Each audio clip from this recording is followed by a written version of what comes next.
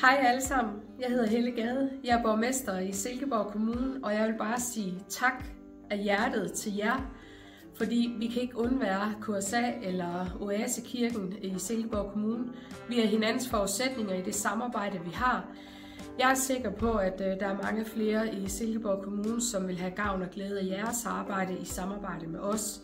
Så jeg hilser jer meget velkommen, og jeg stiller mig også altid til rådighed i fremtidigt samarbejde, og det skal være på den lange bane, for jeg tror, at vi alle sammen har noget, vi kan bidrage endnu mere med. Så bare tak til jer. Jeg hedder Karen. Og jeg hedder Elisabeth. Og vi kommer til fællesspisning lige så tit vi overhovedet kan. Det er fordi, der er altid børn at lege med. Ja, god mad. Gode mennesker at være sammen med. Ja. Det er hyggeligt. Ja. Har du nogle opgaver, når vi er til fællesspisning? Alle har egentlig en opgave med, at det skal være rart for både en selv og andre. Ja, så det er egentlig en opgave, som både børn og voksne har. Ja. Har du andre opgaver? Jeg er også nogle gange sammen med min mor eller andre op på scenen og være med til at vise ting og alt sådan noget, lære ting. Ja, inde med børnene? Ja. Ja. Tænker du, det er noget, som andre også vil synes var sjovt eller rart at være med til fællesspisning, som måske ikke har prøvet det? Ja, helt klart. Helt klart.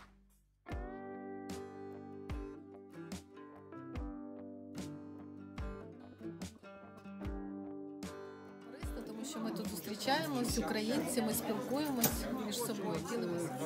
Щоб це було безплатно. Дякуємо вам.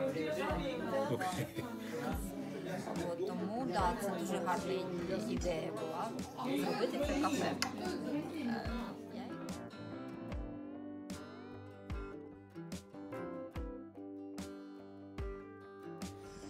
Hvad er det bedste ved Between? Det er helt klart fællesskabet. Okay. 3, 2, 1 og kom! Det bedste er vores fællesskab, vi har til hinanden. Ja, og så det, vi alle er kristne, det er ret fedt. Og også selvom jeg kun har været her én gang, så allerede faldet mig godt tilpas.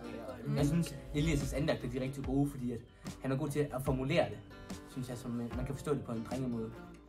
Hej, jeg hedder Jemima, og til daglig så er jeg Between-leder. Og noget, jeg virkelig er glad for at være en del af, det er at få lov til at være en forvalter til ansvar for de her unge mennesker, der kommer til Between hver mandag. Og det med os at få lov til at opleve Guds godhed ved at få lov til at være barn igen, få lov til at lege med dem, men også alligevel at tage ansvar for dem. Og noget, jeg drømmer om at se, at kommer til at udvikle sig i det her fællesskab, det er, at de får lov til at få en personlig tro til Gud, og få lov til at føle, at de er en del af noget større. I ungdomsgruppen har vi fået lov til at opleve, at Gud virkelig har vist sin godhed til os, ved at der er kommet en kæmpe flok af nye førstegængere. At der er kommet et nyt lederteam, som har bragt ny gejst og ny energi ind i ungdomsgruppen, og som virkelig brænder for, at der skal ske noget. Derudover så oplever vi også, at Gud faktisk lægger ungdomsgruppen på andre menneskers hjerte rundt i menigheden.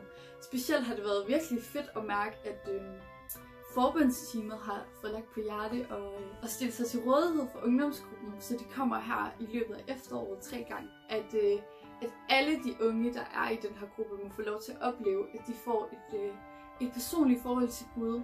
Og så har jeg en drøm om, at arbejdet for de unge i Silkeborg Oasekirke ikke kun er noget, der er for mennesker, der allerede kender Jesus, men at vi også kan række endnu længere ud og kan få lov til at have et sted, hvor at mennesker, som måske aldrig har mødt Gud, eller som ikke har fået et personligt forhold til Gud endnu, kan få lov til at komme.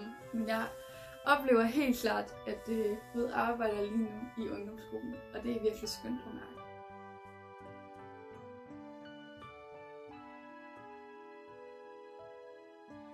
Jeg synes virkelig, at jeg oplevede Guds godhed i Alfa igennem det, at der kommer nogen, som ikke er vant til at komme i kristne fællesskaber, og hvordan han har nået til dem, så hvordan de har fundet Alfa.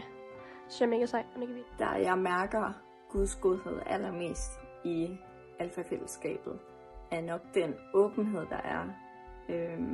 Og at ligesom at man kan komme til Gud lige præcis som man er, at der er ingen fordømmelse, og der er ingen forventninger Og det leder virkelig op til en god og åben og ærlig samtale med lige præcis de holdninger, man har.